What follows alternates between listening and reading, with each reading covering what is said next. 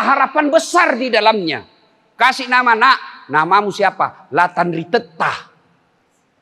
Itu artinya tidak ada yang berani sama kamu. Nah, saya kasih kau nama Latan Risau. Apa artinya? Tidak terkalahkan. Orang Bugis. Ada juga Ambo-Ambo. Ambo Dale. Murah rezekinya. Ambo Upe selalu beruntung. Ambo Saka tidak pernah lolos pilkada. Itu orang Bugis kalau banyak anaknya lahir meninggal lagi, hidup satu, maka dia kasih namanya Ambo Saka. Enggak? Atau biasa juga Ambo Tuo. Ada juga Ambo Tang yang banyak di bengkel. Ambo Tang. Kalau dia suka jual perhiasan, Ambo Intang. Macam-macam. Itu harapan, doa. Orang Jawa juga begitu. Saya tidak bisa jelaskan nama-nama Jawa, tapi begitu juga pasti. Joko Widodo, Susilo Bambang Yudhoyono. Banyak O-nya kalau orang-orang Jawa. Itu pasti ada harapan di dalamnya. Kasih nama yang baik. Yang kedua, setelah kasih nama yang baik, beri makan. Pandai. Tapi ingat ketika memberi makan anak, halalan, thayyiban, wasi'an. Cari nafkah. Allah tidak larang kau jadi pedagang. Tapi jadi pedagang yang jujur. Jangan kau tipu pembelimu. Datanglah orang kasihan dari Berau. Ke Samarinda belanja. Begitu sampai di Samarinda. Berjam-jam dia jalan dari Berau naik mobil. Seharian macet lagi. Dengan harapan membeli barang yang bagus di kota Samarinda. Dia tidak beli di Berau padahal dijual. Tapi dia lebih yakin barang di Samarinda lebih baik. Ketemu pedagang tukang tipu. Bagus ini, bau bujur.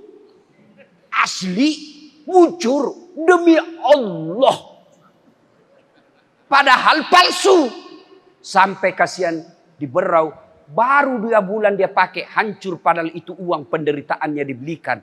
Ternyata kau tipu. Bagaimana anakmu mau halal? Kenapa? Kau kasih makan anakmu uang haram, maka anakmu keras hatinya. Kau tipu orang ketika kau berdagang.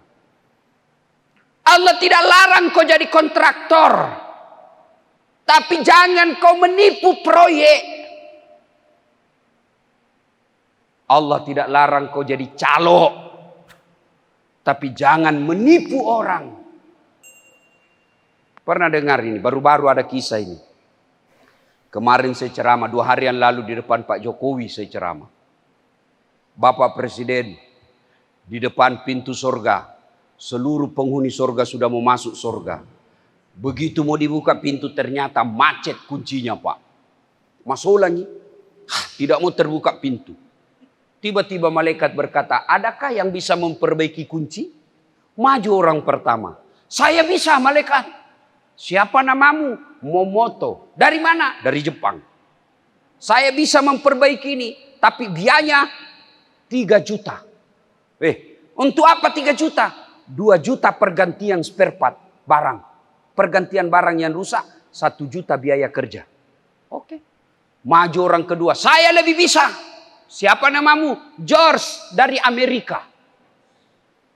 Tapi saya bisa memperbaiki lebih baik dari tadi. Tapi biayanya agak mahal. 5 juta rupiah.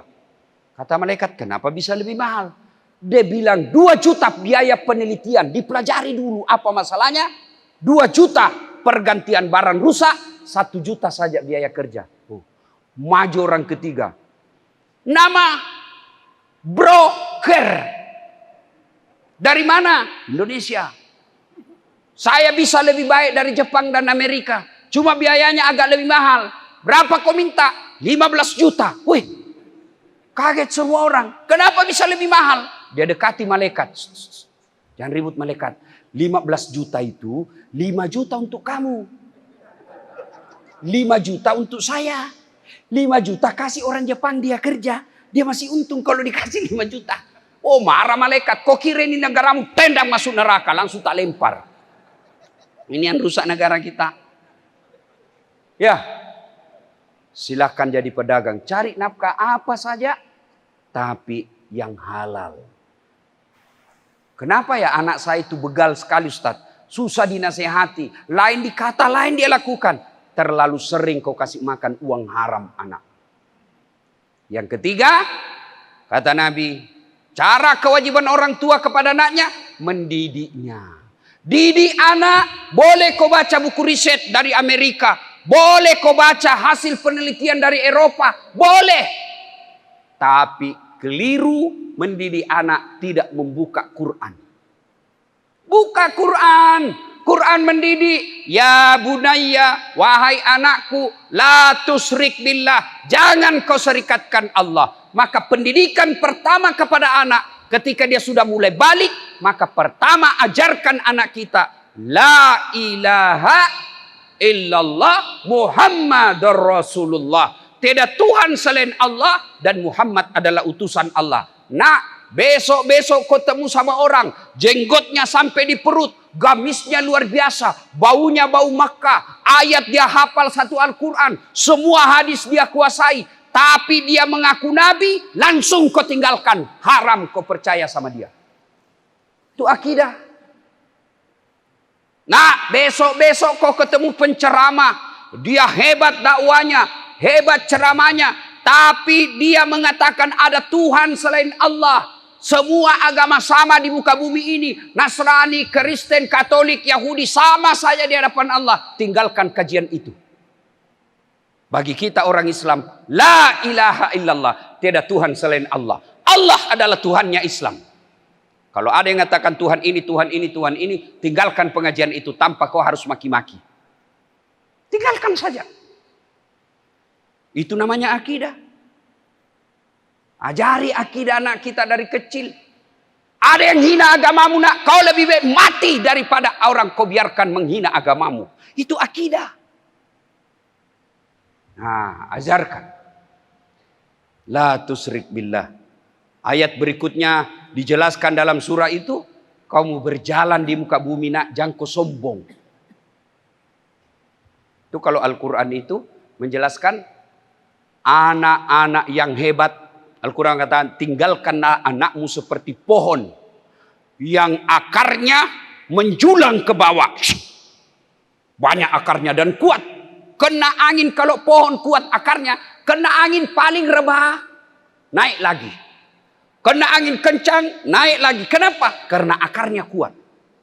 Itu akar menurut para ahli tafsir akidah. Kalau dia akidahnya baik, dia bergaul kemana saja, cobaan apa saja dia alami, dia tidak akan jatuh. Paling dia bengkok, naik lagi. Akidahnya kuat. Lalu Quran lagi menggambarkannya. Dan dahan rantingnya kokoh, naik ke atas. Artinya apa? Dia punya rumah yang baik. Dia punya sistem ekonomi yang mapan. Dia punya kehidupan yang baik. Tapi yang ketiga, anak yang baik itu kita tinggalkan menurut Quran. Dia punya buah yang banyak dinikmati orang.